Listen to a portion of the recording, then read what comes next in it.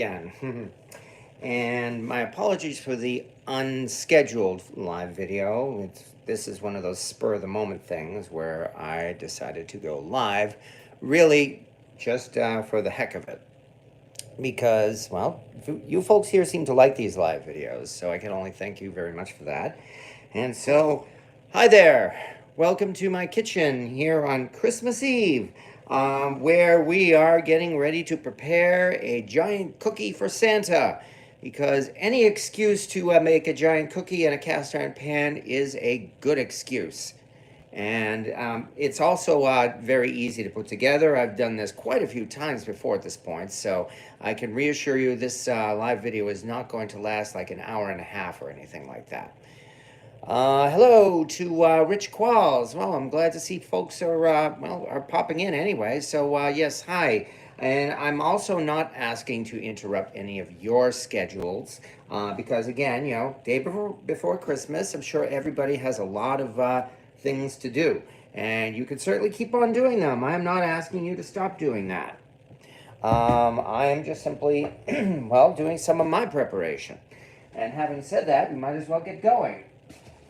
Because, again, preparing a giant cookie is so easy that I anticipate having all of this done and in the oven in, I don't know, maybe about 30 minutes from now.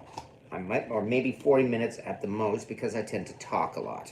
However, let's get started. First thing is our dry ingredients, which is 2 cups of flour. That's 1. And here comes 2. Excuse me. And to this, we dig out 1 teaspoon of baking soda. Hello to Cynthia Wesley. Merry Christmas Eve to everyone. Yes, and nice to see you. I do believe that said 1 teaspoon of baking soda. Yes, it did. Nice and easy. And yes, as the description of this video describes, this is actually going to be a present for my neighbor and her kids. Partly because I was shoveling off the walk earlier this morning because it snowed again last night. Yeah, it snowed in New York, big surprise. And as I was doing so, she pulled by in her car, getting home from doing something. She rolled down the window and said, "Hi, I have something to, I have a present for you, and I'm going to deliver it to your front porch."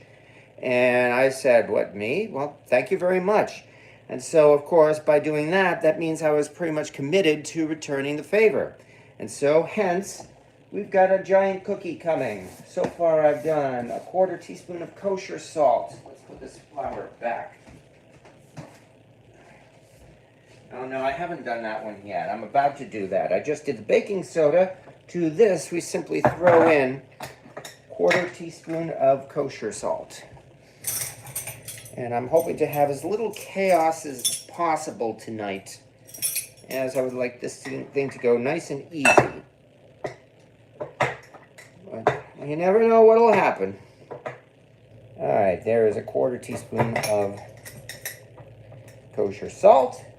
And then to this, we add my secret ingredient.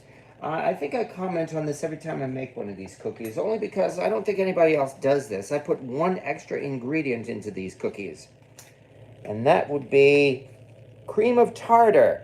And in fact, this is an unopened one, so I better dig out the open one, as I thought this was.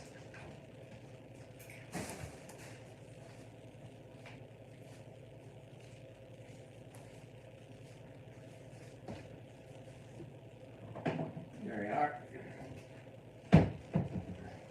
Yeah, because cream of tartar is not really used that often in baking as I see it, even though I find that it probably should, because cream of tartar is kind of like a cousin to baking powder, but it's also more like I guess you could call it a stiffener. It helps to sturdy the structure of whatever you're baking, so that if you use it when baking a cake, there should be less possibility of the cake falling. Since we're making a giant cookie, that also helps as well. Again, to be sure that it doesn't come apart. And to this, all we have to do is whisk it all together, which again is a crucial step. You know, it gets all the ingredients mixed in so that there are no clumps. And allegedly, it also incorporates air into the batter, or that's how the excuse goes. And that's it for the dry ingredients. All right, yes, ditto, and hey, and yes, hello to Rocket Caver and to Corey Clark and Fora Morris family. Nice to see you folks here. I promise I won't take too much of your time because, again, we all have things to do. There are quite a few people who do things like go to midnight mass and all that, although it's nowhere near midnight. Okay, wet ingredients coming up, which would be 3/4 of a cup of brown sugar. And it's at moments like this that I'm glad I actually have a 3/4 cup measuring cup. I mean, it's not hard to measure out 3/4 of a cup, but having this cup actually does make it very convenient. And it looks like, in fact, oh good, I think I'm just about to use up just nearly the rest of my brown sugar. I do have an extra bag to open up, but that's good. I'm glad to see it's being used before it dries out. Alright, let's put a cover on that. To this, we throw in 1/3 of a cup of white sugar. You want more, yeah, 1/3. You want more brown sugar than white sugar so that the cake will be more so that the cookie will be more chewy and gooey, which is what everybody likes. There we go. And that's actually the start of the wet ingredients. So that to this, we get to throw in, excuse me, 1 egg.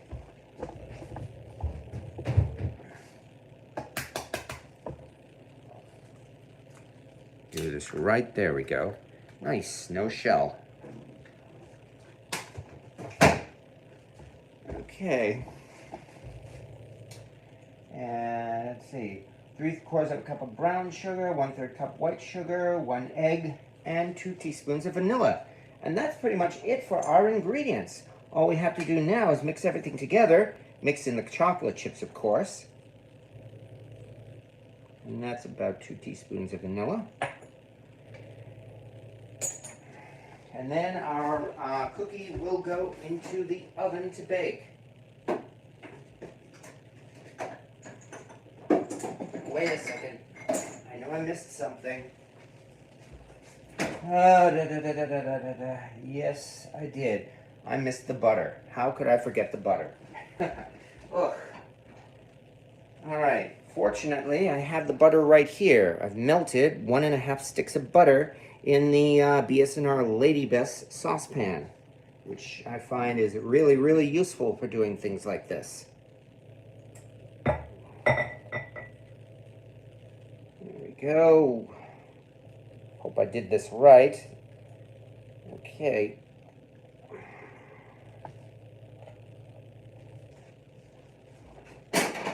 To that,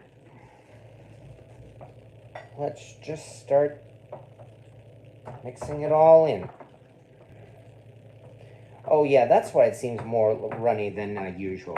I'm using melted butter this time. Usually I use softened butter, so this is actually giving it a different consistency. And that was intentional, actually. I mean, every time I use softened butter, there are clumps of the softened butter still there in the batter. And while that doesn't really have an effect, I was thinking of trying this with melted butter. And anyway, this will probably give it a more softened batter too. Yeah, this is looking pretty good. Let's move these out of the way.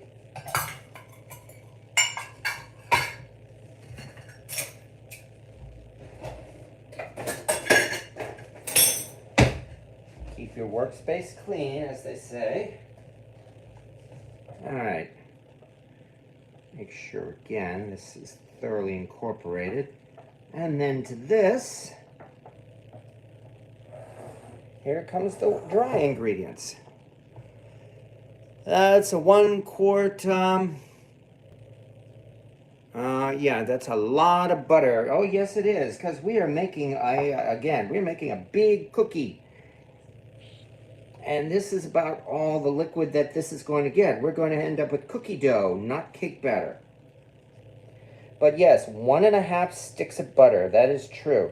And in fact, if I were to make one of those giant 14-inch pizza-sized cookies that I like making, we'd need 2 sticks of butter.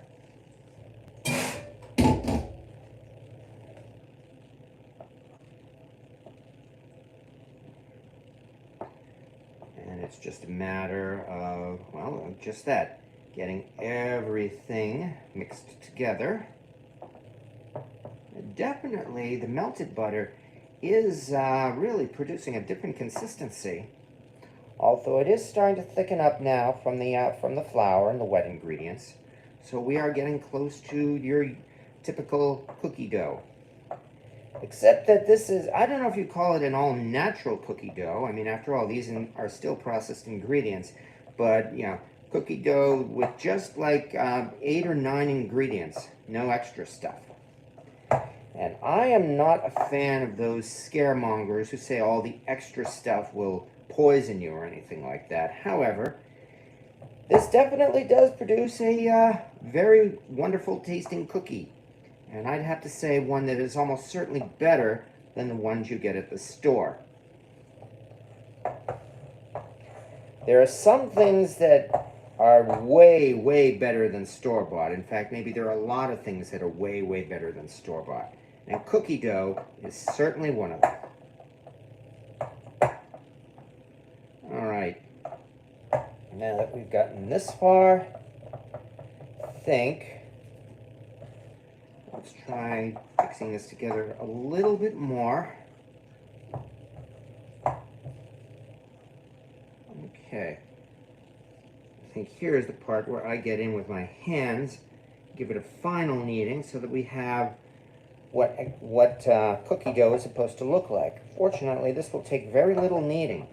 And that really just means incorporating the rest of these little bits of flour. And that sure is not taking long at all. All right, which means we come to the next part. Some spiced rum would go well in there. Well, this is going to be for kids, so... Okay, let's do this now. Okay, that means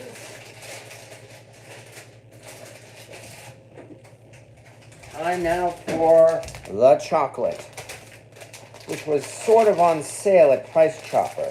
I mean, you know, we all know the price of chocolate has really skyrocketed within like the last year or so. I can't believe how expensive chocolate has gotten.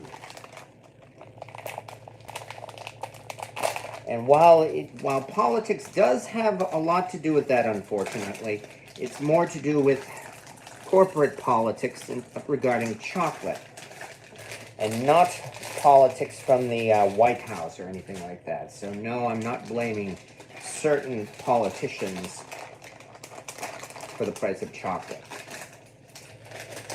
Either way, it's still a lot. It's still way too expensive compared to what chocolate used to be. All right, and I just threw in a whole bunch of dark chocolate morsels and some semi-sweet chunks. So this is going to be quite a rich cookie. I hope they appreciate it.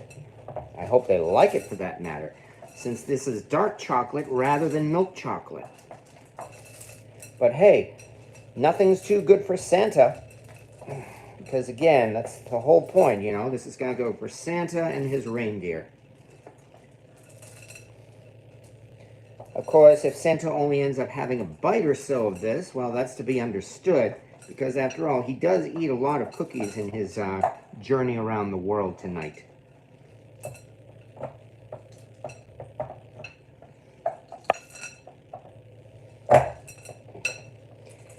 Yeah, everybody knows the old MIT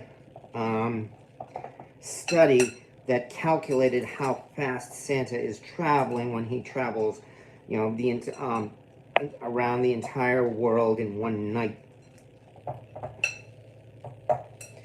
Actually, I personally think that there's a time warp involved, in that Santa really doesn't have, I mean, while he does deliver them all in one night, it's like he goes into his own dimension of space-time, you know, talking like Doctor Who here, where the time inside his own bubble, or whatever you call it, is way different from what we have outside. And that means he has pretty much all the time in the world. He can make this like a working day or a working job. And that allows him to get through every single house on your block at pretty much the same time, not to mention all of the towns and cities in the country and all across the world, all in the space of, well, about 12 hours, counting the time zones. I mean, I believe he's already started his journey, at least in, you know, the later time zones by now. All right. However, there we are. We have cookie dough. Let me put this in the fridge.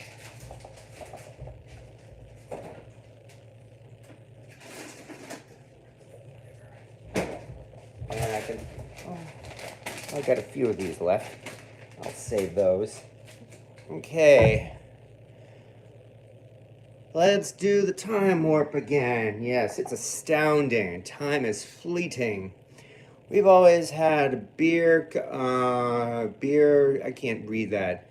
Beer, oh, I see. We've always put a beer out along with cookies for Santa. Well, yeah, there you go. I mean, Santa does visit adults, too. All right. Okay, that means now that we've done this, time for the other thing that we came here for. Here is some cast iron. Yes, and I've shown this one before. This is, again, a Century Cookware Series Birmingham Stove and Range number 10 skillet. 12 and about a little more than 12.5 inches in size, in fact. So this will definitely make us one heck of a cookie. And to that, all we have to do is grease the pan. And that's what I mean. This video is almost done at this point because we are almost done. I promised that it would not take very long. Regrettably, this BSNR pan is a spinner. Oh, whoops, sorry about that. Though not seriously so, but rather enough that makes it easier to grease the pan. And with that, especially since my hand is still greasy, cover that tub of Crisco. That makes it all the easier to put all of this cookie dough into the pan. And here it's just a matter of spreading it all out.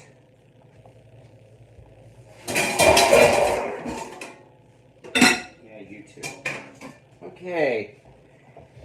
And this is the easy part here. It's only a matter of pressing it all out until it fits into the pan. And I've done this enough times that I'm not worried at all. Especially since this cookie is also going to expand and rise as it bakes.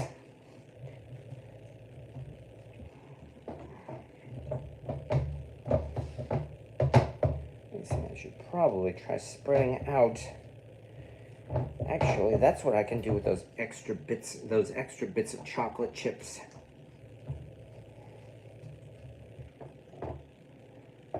There we go. This is, like, as I said, 12.5 inches across, and yet this dough fills the pan with no difficulty at all. And once again, it is also going to rise thanks to the baking soda and the cream of tartar. To this, I think I will throw a couple more of these chocolate chips on top. And that, as they say, is that. There we go. Nothing wrong with a spinner. Yes, exactly. I miss doing this. Oh, really? Well, thank you very much. God, I'm having trouble reading this. Oh, Jamie. Oh, nice to see you, Jamie. I hope everything's doing okay. Okay. Yeah, I didn't expect to see you here. All right, but let me see. Oh, okay. All right, I'll take care of that in a moment. Got a text as well. But there we are. We've got ourselves a giant cookie, which, as I said, is about to go into the oven. This thing is only going to have to bake for like 30 to 40 minutes. And then from there, it will just come out to cool before we put it onto a little dollar store platter and bring it over to my neighbor. So, give me just a second. Let me see. How am I going to do this? Because, okay, yeah, I think there's enough power in my phone. So let's undo this for the moment.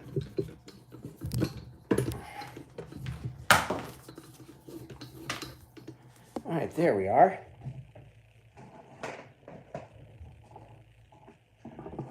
Okay, here we go. Let's move over to the oven. Oh, what did I do? Rotate device lock. Hold on. What did I do? Rotate device lock.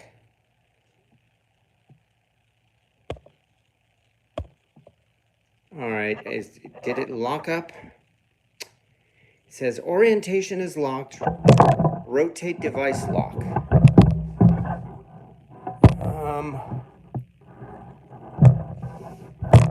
You folks still able to see me? Merry Christmas. It's okay. I'm getting a message here on my phone because, again, I've been stupid enough to try doing this on my phone. A message saying orientation is locked. Please rotate device back, which I thought I did. Oh, there we go. Got it. Okay. And we're still, oh, it's coming in just fine. Okay, so it was just on my phone, so it did not unlock the feed. Well, I'm glad to hear that. All right, then. In that case, let's try again. Here we are. That was fun. Not the worst thing that's happened. All right. It was sideways. Okay. But here we are now. Here is our giant cookie, and into the oven it goes. And that's that. And now from here, well, I have to wash my hands, but now from here, all we have to do is wait about 40 minutes or so. Sideways again. Well, it's okay. Well, if it's sideways, it's not showing it here on my phone. Well, we are just about done at this point anyway. So yeah, like it or not, it looks like there's been a little bit of chaos, and it was once again unexpected. So I apologize for that. However, we accomplished what we set out to do. We have got ourselves, it's been sideways the whole time. Okay. I'm going to have to check that then, and I apologize for that. Nonetheless, okay, we want to see the cookie. Yes, exactly. In 40 minutes, I will film the cookie when it comes out of the oven, and I'll film it in the proper aspect ratio. So that when it comes out of the oven, just that, all we'll have to do is let it cool for like maybe, I'd say maybe about 30 minutes or so. Because what time is it now? 4:07. That means we're talking like about 4:45. I don't want to get this out too late. Maybe by 5:30 or so, I'll be able to get it onto a platter, and then I'll bring it right over to my neighbor. And with that, we will have cookie for Santa. It's going to be another giant cookie because I like making those, and people seem to like those too. They're very impressive. But, okay. Well, thank you again, Rocket Caver. And also, hello to Alonzo Johnson. Nice as well. Um, and everybody else, including Cynthia Wesley and Rocket Caver, and yes, Jamie too. Hope you're doing okay, Jamie. But nonetheless, we are about all set here, so I will show everybody the cookie after it comes out of the oven. I will catch you all later because I know everybody has things to do, including myself. But now, let's relax and let the cookie bake while we get baked. Oh, yes, Jamie. I do have to tell you, unfortunately, I'm sorry to say, Trouble is gone. I lost him about in May of last year, 2023, regrettably. Miss Mobley is still here, though, and she is enjoying herself. She is living under the Christmas tree. Yes, I'm sorry to say. Trouble literally went out one night and never returned. I looked for him and put it up, lost cat notices, and they never had any kind of reply. So I'm sorry to say he just well, let's be charitable and say he disappeared, and I dearly miss him too. Oh, I'm sorry to hear that, Jamie. But as I said, Miss Mobley is doing fine. Actually, is she over there? Yeah, she's over there. You know what? Okay. Yeah, I think I'll do that. If you don't mind, let's take a trip into the living room and try not to jiggle the camera again.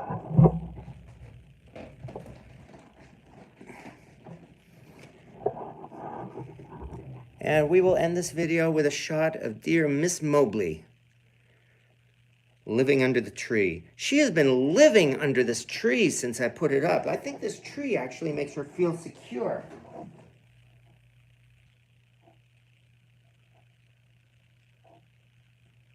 There you are.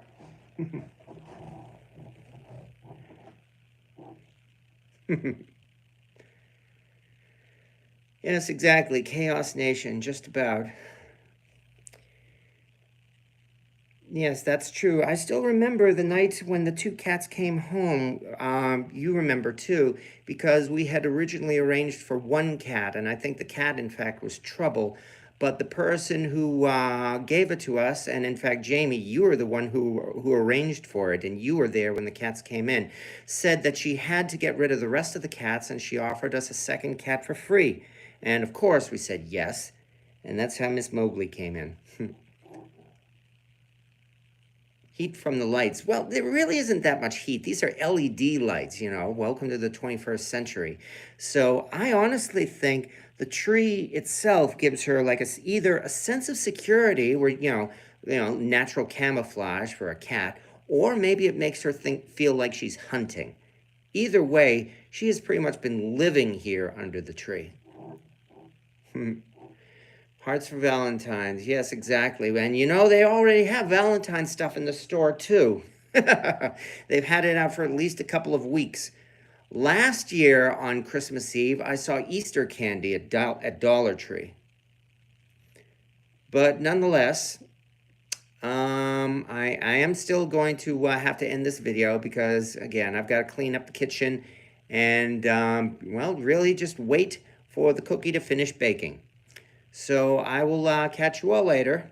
But thank you very much for stopping by, everybody. And nice saying hi to you again, Jamie. All right. Talk to everybody later. And thank you very much for watching. And Merry Christmas.